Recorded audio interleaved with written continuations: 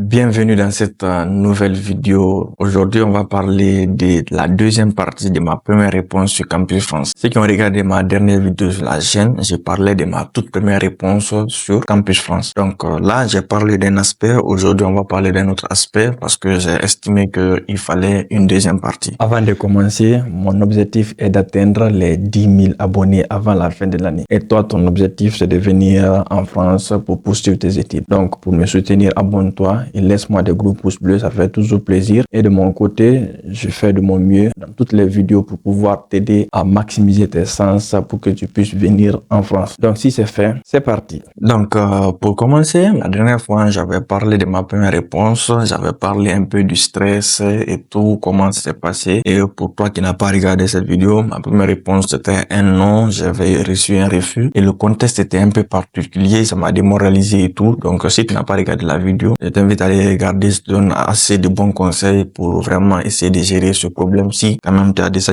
reçu une première réponse et que cette première réponse était un refus. Maintenant, pour la deuxième partie d'aujourd'hui, on va se concentrer un peu sur un autre aspect. Et l'aspect là, c'est plutôt l'histoire d'un ami à moi. Donc c'est un peu sur ça, on va se baser et je vais essayer de t'expliquer un peu comment c'est passé. Donc en gros, l'histoire, elle est simple.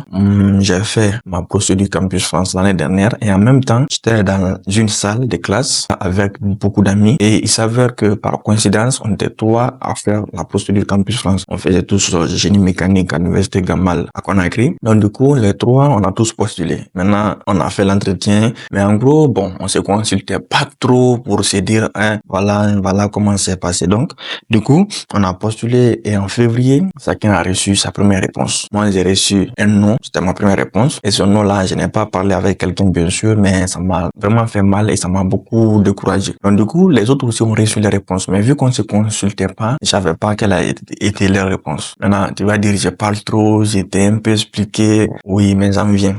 Reste encore un peu tranquille. Donc du coup, mon ami, je vais pas dire son nom, mais s'il regarde la vidéo, coucou.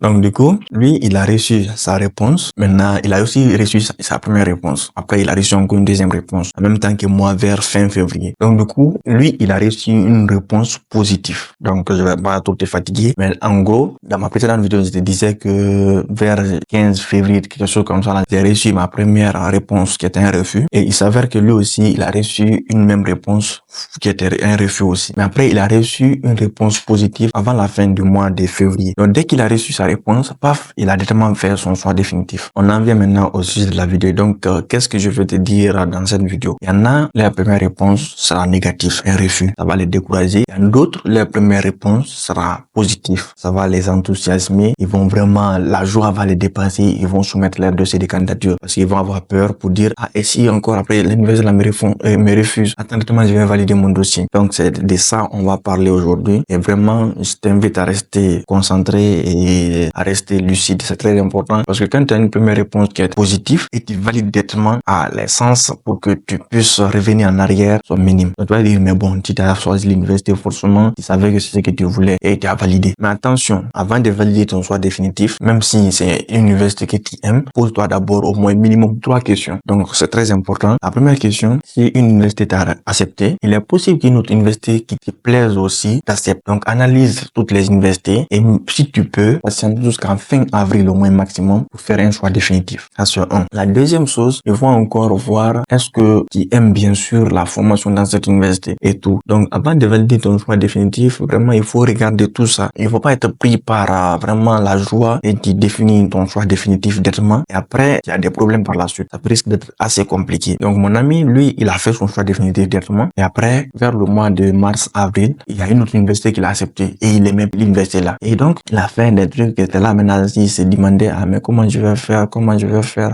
Le choix définitif qu'il avait fait, il regrettait. Donc, du coup, il voulait changer d'université. Il fallait partir à l'espace Campus France. Et quand il allait là-bas, il a demandé à ce qu'on change pour lui. On l'a crié dessus, on l'a vraiment engueulé. Mais après, ils l'ont fait. Mais ils l'ont dit, s'il définit maintenant un choix définitif, c'est fini, il pourra plus changer. Donc, dans ton cas, tu ne peux pas tomber peut-être sur une bonne personne qui te comprends? Donc, c'est pourquoi je te demande, avant de faire ton choix définitif, attends au moins que 2-3 universités te répondent avant de faire ton choix définitif. C'est très important. Mais si tu fais ton choix définitif dès maintenant, bon, après, voilà. Hein. Donc, par rapport à la troisième question que je te disais de te poser avant de faire un choix définitif, je vais pas te le dire dans cette vidéo, je suis désolé, mais je suis en train de préparer une autre vidéo dans laquelle je te dis comment faire son choix définitif. Donc, dans cette vidéo, je vais te parler plus en détail, mais ma première réponse, je voulais faire une deuxième partie pour t'expliquer un peu l'histoire de mon ami et comment il s'est en sorti après. Donc, c'est très important. Peut-être que l'histoire n'est pas aussi bien contée, mais dans tous les cas, très important de garder son sang-froid. Et ta première réponse, même si c'est ta toute première fois, pas être vraiment paniqué par la joie, reste tranquille, attends au moins